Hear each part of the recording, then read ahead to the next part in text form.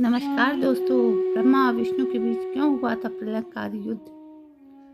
देवों के देव महादेव की महिमा निराली है। शिवजी अपने भक्तों के रक्षक हैं और इस सृष्टि पर भी जब जब विकट स्थिति आई है तो उन्होंने संसार की रक्षा की है। ऐसी ही एक विकट स्थिति तब आई थी जब भगवान विष्णु और ब्रह्मा जी के बीच युद्ध की स्थिति पैदा हो गई थी। देवताओं ने भी हाहाकार मचा दिया। किसी की भी इस युद्ध को रुकवाने की हिम्मत नहीं हो रही थी। ऐसी परिस्थिति में देवता शिव जी के पास पहुंचे और उनसे विनती करने लगे। तब जाकर शिव जी दोनों के बीच आकर खड़े हुए और युद्ध शांत हुआ। शिव पुराण में इस कथा का जिक्र मिलता है।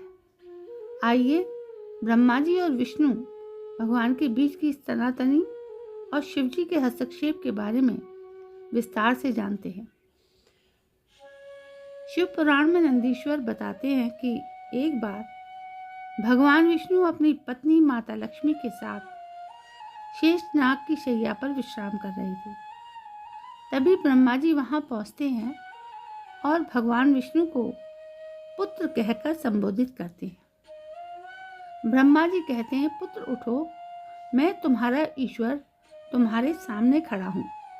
यह सुनकर भगवान विष्णु को थोड़ा क्रोध आता है, लेकिन वे शांत स्वर में कहते हैं, पुत्र तुम्हारा कल्याण हो, लेकिन बताओ कि पिता के पास आने की आवश्यकता कैसे पड़ गई?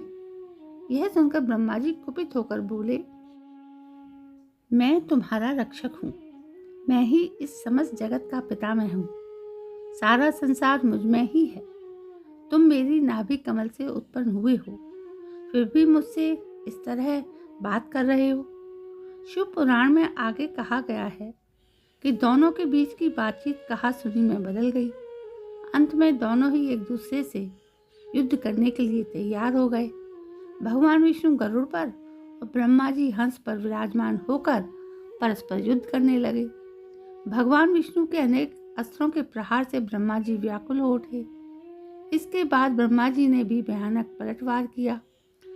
इस युद्ध से देवताओं में हाहाकार की स्थिति पैदा हो गई। वे सब भगवान शिव के पास पहुंचे और उन्हें सारी व्यथा सुनाई।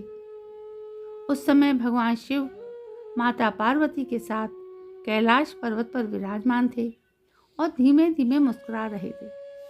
तब महादेव बोले, पुत्रों, मुझे पता है कि ब्रह्मा जी और विष्णु जी के बीच चल रहा युद्ध सभी को दुखी कर रहा है। आप भयभीत ना हो, मैं स्वयं अपने गणों के साथ चलूंगा। इसके बाद भगवान शिव नंदी पर सवार होकर देवताओं के साथ युद्धस्थल की ओर बढ़ गए।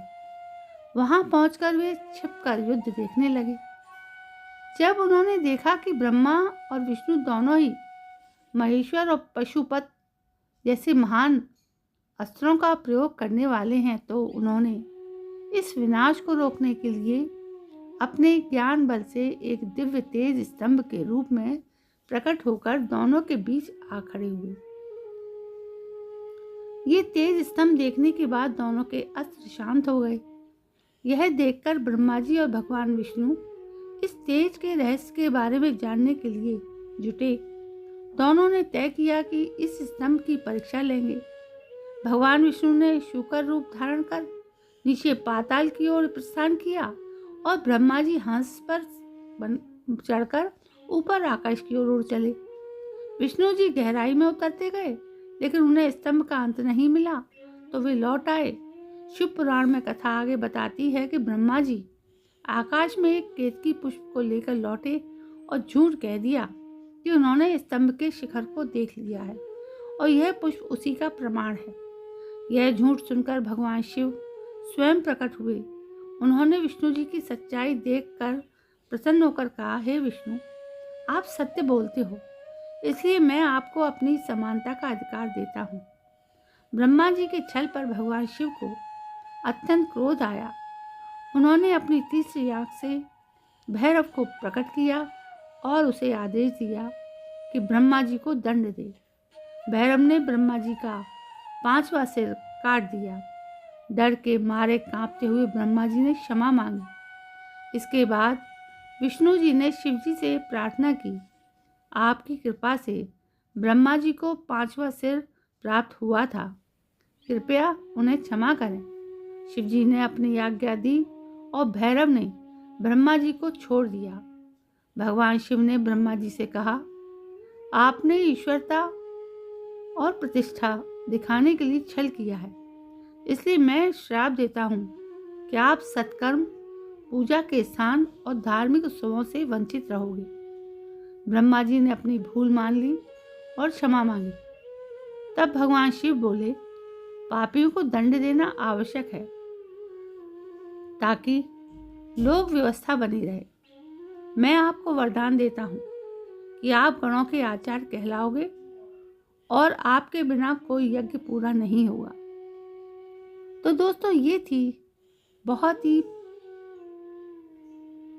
अद्भुत महाशिव पुराण की एक अनोखी कथा जो इस वीडियो के माध्यम से आप तक पहुंची है। मुझे विश्वास है कि आपको ये पसंद आई होगी।